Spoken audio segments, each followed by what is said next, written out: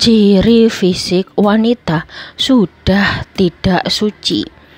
Dalam banyak budaya, keperawanan sering dikaitkan dengan kesucian seorang wanita. Banyak mitos yang berkembang tentang tanda-tanda fisik yang konon menunjukkan apakah seorang wanita masih perawan atau tidak. Mitos-mitos ini seringkali tidak memiliki dasar ilmiah dan justru dapat menyesatkan serta merugikan wanita. Video ini akan membahas beberapa mitos populer tentang ciri fisik wanita yang dianggap sudah tidak perawan serta menjelaskan kebenaran di baliknya. Tujuan dari pembahasan ini bukan untuk menghakimi, melainkan untuk memberikan pemahaman yang lebih luas agar masyarakat dapat melihat persoalan ini secara lebih bijak. Selain itu, di bagian akhir kita akan membahas bagaimana cara membangun hubungan yang sehat berdasarkan kepercayaan dan komunikasi, bukan berdasarkan asumsi yang tidak berdasar. Mitos tentang ciri fisik wanita yang sudah tidak suci. Berikut ini yang pertama, bentuk selaput darah yang robek atau tidak utuh. Mitos yang paling umum adalah bahwa seorang wanita yang sudah tidak perawan akan memiliki selaput darah yang robek atau tidak utuh. Banyak orang percaya bahwa selaput darah harus tetap utuh jika seorang wanita belum pernah melakukan hubungan. Namun pandangan ini tidak sepenuhnya benar. Faktanya, selaput darah adalah jaringan tipis yang elastis dan dapat meregang atau bahkan robek akibat berbagai aktivitas selain hubungan, seperti olahraga berat, bersepeda, atau penggunaan tampon. Ada pula wanita yang terlahir dengan selaput darah yang sangat tipis atau bahkan tanpa selaput darah sama sekali. Jadi, kondisi selaput darah bukanlah indikator yang akurat untuk menentukan apakah seorang wanita masih perawan atau tidak. Kedua, cara berjalan yang berbeda. Beberapa orang percaya bahwa wanita yang sudah pernah berhubungan akan memiliki cara berjalan yang berbeda. Mereka beranggapan bahwa langkah seorang wanita yang sudah tidak perawan akan lebih lebar atau tidak lagi rapat seperti sebelumnya. Secara medis, anggapan ini tidak memiliki dasar yang kuat. Cara berjalan seseorang dipengaruhi oleh struktur tubuh, kebiasaan, dan faktor lainnya seperti pemakaian sepatu atau kondisi kesehatan tertentu. Hubungan tidak serta-merta mengubah postur atau cara berjalan seseorang. Oleh karena itu, menilai kesucian wanita hanya berdasarkan cara jalannya adalah sesuatu yang tidak masuk akal dan tidak berdasar. Ketiga, payudara yang terlihat lebih kendur. Ada anggapan bahwa wanita yang sudah tidak perawan akan memiliki payudara yang lebih kendur dibandingkan wanita yang masih perawan.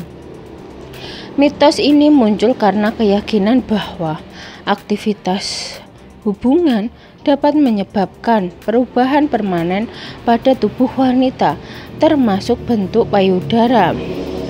Namun, perubahan bentuk payudara lebih dipengaruhi oleh faktor-faktor seperti genetika, usia, perubahan berat badan, dan kehamilan.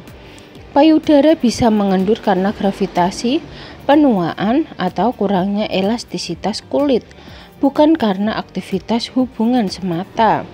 Jadi, anggapan bahwa payudara kendur adalah tanda seorang wanita sudah tidak perawan adalah kesalahpahaman yang tidak didukung oleh bukti ilmiah.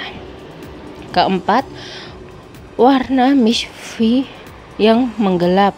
Mitos lain yang beredar adalah bahwa wanita yang sudah tidak perawan akan mengalami perubahan warna pada area genitalnya, terutama menjadi lebih gelap dibanding sebelumnya.